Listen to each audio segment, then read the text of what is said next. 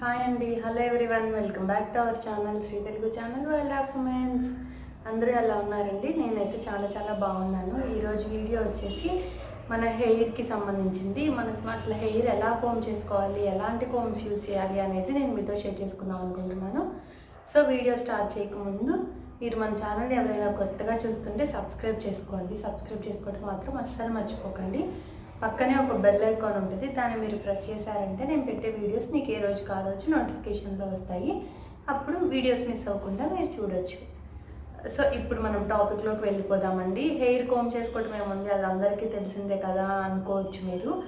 But hair come చేసుకోవటం బట్టి కూడా మనకి హెయిర్ ఫాల్ కంట్రోల్ అవుతుంది, హెయిర్ డ్యామేజ్ అవ్వదు. మెయిన్గా మనం కోమ్ చేసుకునే వేని బట్టి నేను నాకు తెలిసినది మీతో ఈరోజు షేర్ చేసుకుందాం అనుకుంటున్నాను. ఫస్ట్ కోంబింగ్ కన్నా వెళ్ళే ముందు మనం బ్రషెస్ చూద్దామండి.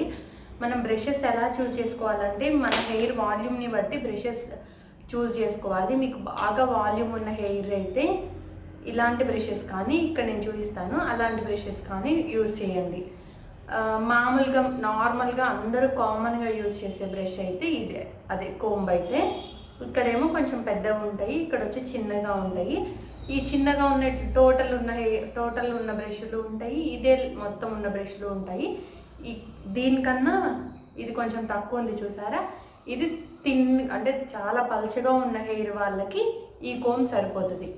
ఇలా అంటే ఇంత డిస్టెన్స్లో ఉన్నదైతే. ఇదైతే అసలు మనం చిక్కులు తీసుకోవడానికి కానీ దేనికి దీన్ని ఫస్ట్ కోమ్ చేసుకునేటప్పుడు దీన్ని అస్సలు యూజ్ చేయకండి.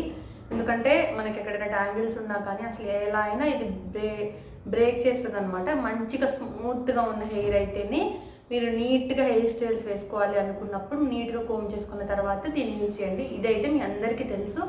బట్ ఈ లెంత్ ఉన్న దాన్ని బాగా తిన్నున్న వాళ్ళకి, బాగా తిక్కున్న వాళ్ళకి ఈ కోమ్ యూజ్ చేయండి. ఇంక ఇక్కడ నేను చూపిస్తాను ఆ టైప్ కోమ్ కూడా బాగా తిక్కుగా ఉన్న వాళ్ళకి యూజ్ చేయొచ్చు.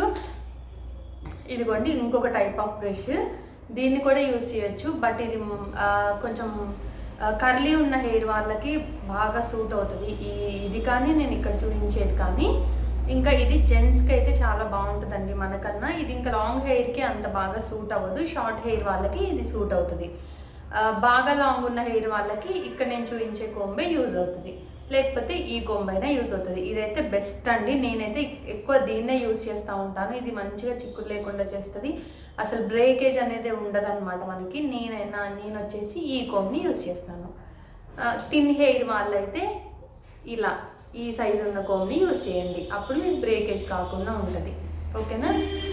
నార్మల్గా చాలా కాస్ట్లీ పెట్టకపోయినా ఈ రెండు అయితే మనకి దాదాపుగా మీకు అవైలబిలిటీ తక్కువలోనే ఉంటాయండి. సో అందుకని మీరు ఈ రెండు టైప్స్ తీసుకున్నారంటే దీన్నేమో మనం మంచిగా ఫస్ట్ యూజ్ చేయొచ్చు, ఇలాంటి వాటిని తర్వాత యూజ్ చేయొచ్చు అనమాట.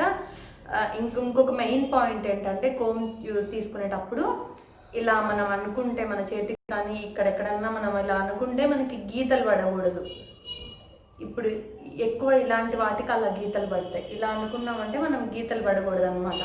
అలా గీతలు పడినాయంటే ఈ ఎడ్జెస్ చాలా షార్ప్గా ఉన్నాయని అర్థం. మన స్కాల్ప్ కూడా అది కొంచెం హార్ష్గా ఫీల్ అవుతుంది. మన స్కాల్ప్ మనం కూడా మండినట్టు ఫీల్ అవుతాం. ఇంకా ఈ ఎడ్జెస్లో హెయిర్ పట్టేసి బ్రేకేజ్ అవుతుంది అనమాట.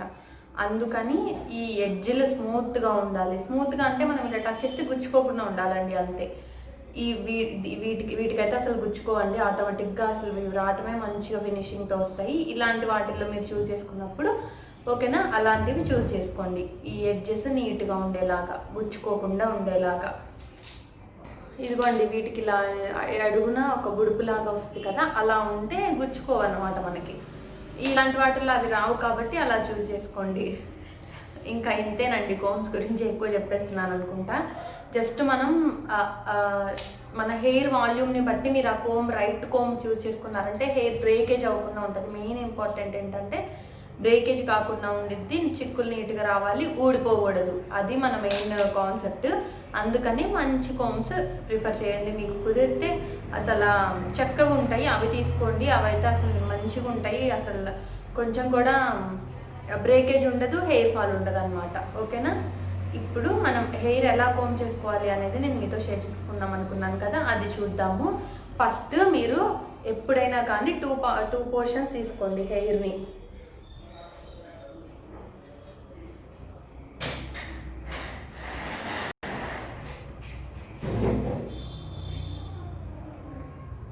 ఇలా 2 పోర్షన్స్ తీసుకోండి కంపల్సరీ. 2 పోర్షన్స్ తీసుకున్న తర్వాత ఇప్పుడు మీరు హెయిర్ ఇలా ఉంటుంది కదా, ఇక్కడ చిక్కు తీసుకోండి. ఫస్ట్ ఇలా నీట్గా తీసుకొని దాని తర్వాత కొంచెం పైకి, దాని తర్వాత ఇప్పుడు ఇక్కడ నుంచి తీసుకోండి. అప్పుడు ఏమి బ్రేకేజ్ అవ్వకుండా చాలా స్మూత్గా మీకు మీ చిక్కులు ఏమైనా ఉన్నా కానీ వస్తాయి. మీ హెయిర్ కూడా బ్రేకేజ్ కాకుండా ఉంటుంది. ఓకేనా? ఫస్ట్ కింద నుంచి కంపల్సరీ మనం తెలుసుకోవాల్సింది, కింద నుంచి కోమ్ చేసుకొని తర్వాత మిడిల్ పార్ట్ నుంచి కోమ్ చేసుకొని తర్వాత ఓవరాల్గా పైన స్కాల్ప్ నుంచి కోమ్ చేసుకోవాలి. ఇంతేనండి. ఈ 2 సైడ్స్ తీసుకున్నామంటే మనం ఎప్పుడైనా నీట్గా ఉంటుంది అన్నమాట. కోమ్ నీట్గా అవుతుంది మనకు. అసలు ఈ వెనక సైడ్ చిక్కులు ఏమైనా ఉన్నా కానీ అవి కూడా రాకుండా ఉంటాయి.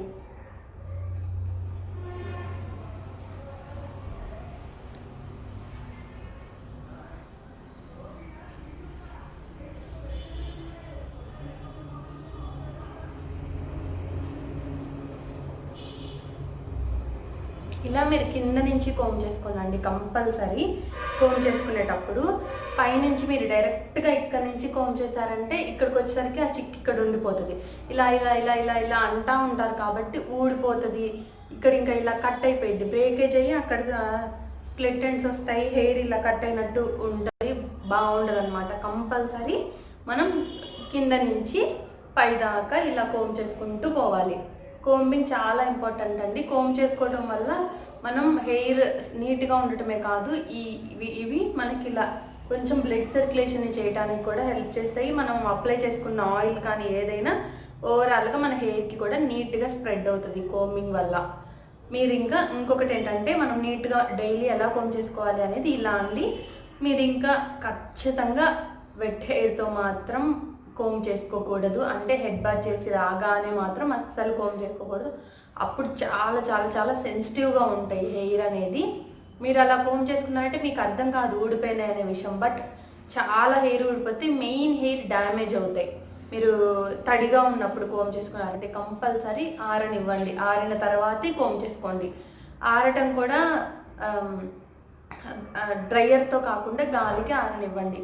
మరీ ఆరిపోతే నా హెయిర్ రాదు, చిక్కులు పడిపోతుంది అనే ప్రాబ్లం ఉన్న వాళ్ళు పూర్తిగా అంటే కొంచెం లైట్గా ఇలా పట్టుకుంటే మనం కొంచెం చల్లగా ఉంటుంది కదా, ఆ టైంలో కోమ్ చేసుకోండి. అప్పుడు మరీ అంత ఎఫెక్ట్ ఉండదు. బట్ ఆరిన తర్వాత కోమ్ చేసుకుంటే బెటర్. హెయిర్ ఆరబెట్టుకోవడం కూడా అంతే ఇంపార్టెంట్.